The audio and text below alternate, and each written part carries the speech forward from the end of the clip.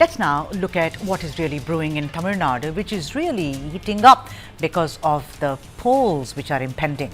A lot of tensions between allies, the Dravida Munnetra Kazhagam or DMK and the Congress party. What really is the story? Let's take a look. Politics, ladies and gentlemen, most often is about nuances. And even as the DMK and Congress have been struggling to find a common ground, insofar as seat sharing is concerned for the impending 2026 elections, the differences became apparent in what is actually routine in your life and in mine, a birthday. Now, Chief Minister Stalin celebrated his 73rd birthday on 1st of March, and the message from LOP Rahul Gandhi became an indication of how things were far from being cordial between the DMK and the Indian National Congress.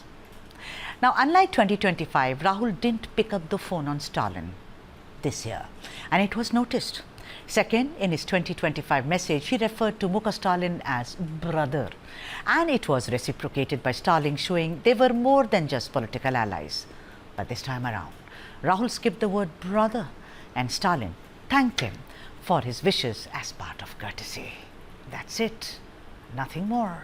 Now, in the midst of all this, the AICC in charge for Tamil Nadu, Girish Chodankar, after the seat-sharing meeting on Sunday, made it very clear and said rather firmly that the DMK's current offer of 25 seats for the Congress in the upcoming assembly election was not acceptable to the party. The Congress's ask is much more than 25 seats, which is what it was offered in 2021, and the additional seats for the asking this time around may be anything between 27 to even 40. And they want to get adequate seats so that the party could elect a Rajya Sabha MP on their own, which requires the support of 34 MLAs. Now, listen in to what Girish said. And notice that the operative word, even as we speak, ladies and gentlemen, is unacceptable. He also, of course, weighed in on the aspect of stitching up an alliance with the TVK and was rather soft about it. Listen in. They offered us 25 seats. But that is not acceptable to us. Whatever we want, we have given to them, because we have been associated with DMK for a very long time. They are a very old associate with us. Whenever they were in crisis, we helped them by reducing our quota. Now it is their turn to give it back to us. But then the head of Tamil Nadu Congress, Selva Perundugai, had a different take, I thought, on the matter and sounded hopeful that the negotiations were on track and the Congress's demand may be highly considered by Stalin. Now, so far as an alliance with the TVK is concerned, Selva Perundugai said, and I think he was at variance with what Girish Chodankar said, he said that there was no question of it. Now, look at the kind of variances, the voices. Listen in to what Selva Perundugai had to say. India alliance is very, very intact. No confusion. You see, every election negotiation, all political party will ask more seat. Finally, they will settle. Same thing going to happen here. We are asking some more seat. They also reasonably will come to settlement. No problem, no confusion, no huddle. Intactly, happily going on the negotiation. DMK and Congress, the India bloc alliance. This is natural alliance, ideological alliance. Where is the difference of opinion? Every election, all party, even small party are also asking more seat. What we need, we will ask. Definitely our Honorable Chief Minister, Stalin ji, will consider. Now, a few things are very clear. The Congress wants more seats than what it got in 2021 and obviously for more leeway at the national level. They also want a share in governance, and this was articulated clearly by weeks ahead by Manikam Tagore and apparently orchestrated by none other than senior leader K.C. Venugopal. On the other hand, the DMK has been the big brother and has refused to not only part with more seats, but more importantly, the sharing of power in the government. The Dravidian party has what is called the electoral problem of accommodating other parties like the DMDK. Will Stalin see Congress's point of view or stick to his guns? Let's debate. There is, of course, a deadline of 2 days. By 6th March, this should be this way or that. Let me introduce the guest to you. C. Rajasekaran, senior political analyst, is with us, and M. Rajendran, also a friend and senior journalist. Vanakkam to both of you. Thank you so much for making the time. Rajasekaran, it's very clear that it's out in the open. Yes, negotiating alliances. I mean, you are a very close watcher of politics in Tamil Nadu, been part of it. I'm saying it's very normal for me to say that no, I don't want this many, give me more. Isn't it true that except for 2021, Rajasekaran, the Congress has always got more seats? I've got data: 2006, 48 seats, 2011, 63 seats, and it was only in 2021 that it got 25 seats, thanks to Mr. Prashant Kishore, who was obviously, advising the parties in power, or rather the big brothers. But this time the Congress looks like it's not going to give an inch. They want at least, the needle should move from 25. Your comment on this, Rajasekaran. Good evening, Sudha. Good evening. See, as you rightly said, 2021 was the first time Congress was given very low number of seats. So it is quite natural an All India party, national party, which has got significant amount of vote share in the state of Tamil Nadu, especially because Congress members and Congress sympathizers, Congress supporters, by default go way back for more than 6-7 decades. And there is a Congress vote bank intact throughout the state. If you go, it may vary from percentage. Maybe some areas it will be 3%, some areas 5%, some areas 10%, some areas 15%, some areas it will be 2%. So on an average, if you ask me, throughout Tamil Nadu, somewhere around 12 to 15% you can garner votes when you align with the like-minded parties. That's what the AICC in charge and the Congress Working Committee permanent invitee, Mr. Girish Chodankar, has clearly said that they have offered 25. We are demanding more. So what do you think? Because you can read these, because you've been part of, earlier, I mean, I don't want to say everything about your political journey. I feel the Congress is not going to blink this time. They will say no. I mean, we'll talk about share in governance, but Rajasekaran, 25 seats you give me, I win you 18 seats, no? I won you. Congress won 18 seats. Today, I think because of their success in Karnataka and Telangana, these two southern states, I think, what do you think? Quickly tell me before I go to Rajendran. I think the Congress is going to drive a very hard bargain, Rajasekaran.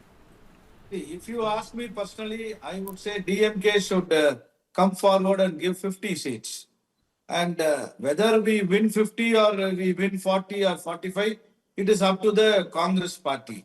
But Congress party is an asset to DMK when it comes to garnering of the neutral voters, the minority voters, and the like-minded ideological voters who are always swinging either way.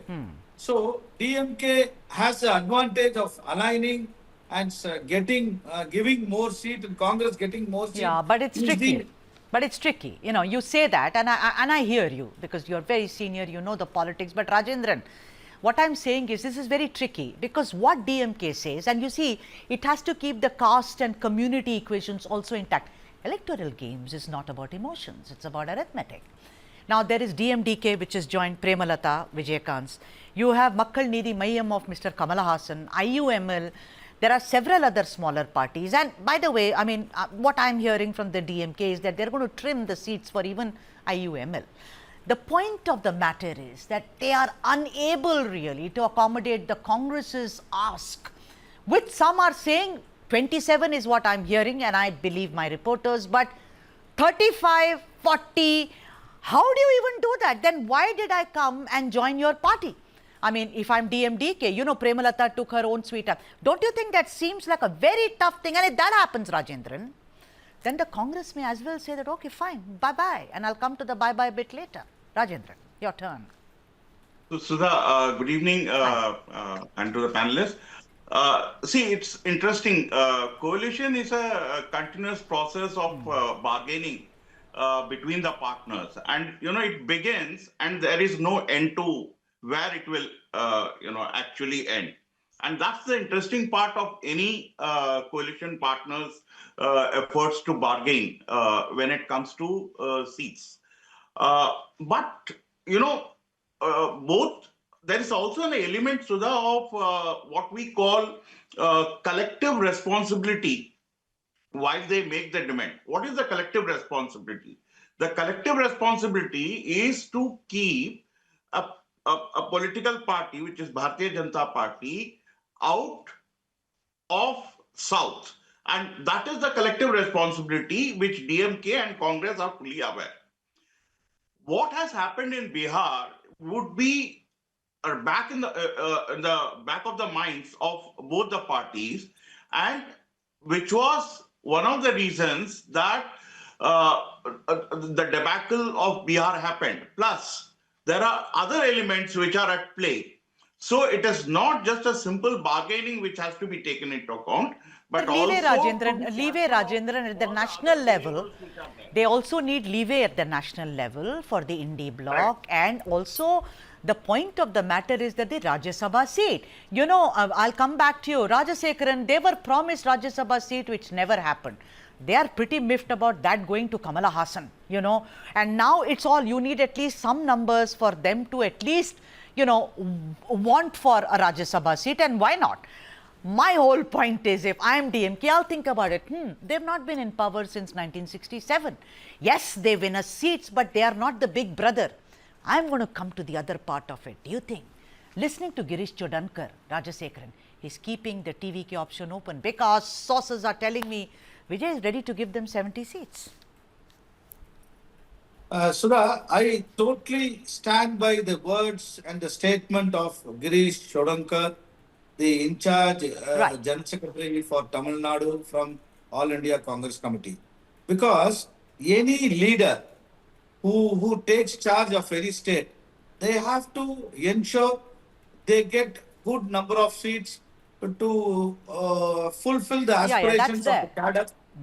And TVK? No, I'll tell you. I'll come to that. Right, okay. First, they have to fulfill the aspirations and wishes of the cadres of their own party, which Mr. Girish Chodankar is definitely doing it. And with the TVK, naturally TVK is yet to prove their electoral results. But they have got a very good number of fan following and voter base. As of now, the surveys are saying he may get nearly 20% of all the surveys which the even journalists had gone out and taken from the public. So going by this, I mean, it's a hypothetical, tricky question again from your side. Nobody knows how much TVK is going to garner votes. But fact remains, TVK is a potential party with... But you think, no. If you look at, just quickly tell me before I go to Rajendran. Chodankar says TVK is a new party, they have got traction. Selva Perundugai has said, I mean, I've heard him time and time again, there is no chance. Who is he? Who is Vijay? Our high command will give us. Tell me something. Why do I get the feeling? Why do I get, although Vijay's party has been, there has been a certain issues with the party. But the point is that if elections is not about personal lives of people or, it's about projecting what will happen. I don't want to go into the personal life of anybody. I'm asking you, I feel there is a strong chance because Manikam met him, Praveen Chakravarti met him. Do you think that if does not happen, if 27 or 30 seats are not given, Congress may just say, Vijay, come talk to us. Yes or no? What do you think? Sudha, I'm not privy to what all you are saying. Maybe there is a lot of innuendos can be said by all this. But fact remains, TVK on record has openly invited Congress. Congress General Secretary in charge has openly said in the press that TVK is a potential party which is growing.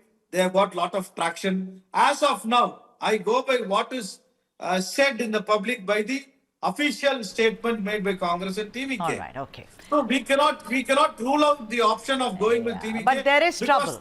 There is trouble. See, there even is if trouble. they go with DMK also, It is up to Congress and DMK to settle. Right. Okay. Rajendran, I want to ask you, suppose this hypothetical situation happens, because I'm very insistent that the Congress is very, very clear that they are not going to kind of blink this time because they want their pound of flesh, as it were. They say, we want it. We want a share in governance, which I think will be impossible. Today also 35 of them are all from Dravida Munnetra Kazhagam. But tomorrow, I feel that if Congress goes and talks to Vijay, don't you think that Congress's position will be diluted even further? This is a fledgling party, and look at this grand old party. Them going, it will be a beating to its image, don't you think so? Because the Chief Minister will be... I'll tell you the reason. Sure. You know, there is a difference between I like you and I love you. I mean, you know, somebody has to understand the Tamil Nadu electorate knows whom to like and whom to love. And Congress knows this. So they will keep this in mind while they, take a decision to join Vijay. Sudha. All right. So I think that there is trouble in paradise, as it were. But as of now, thank you very much, gentlemen, for joining us on this broadcast. 2 days to go. I think by 6th of March, it's going to become very clear, because what reports are saying that DMK and Congress, come what may, it's a marriage of convenience now, but they shall stay married.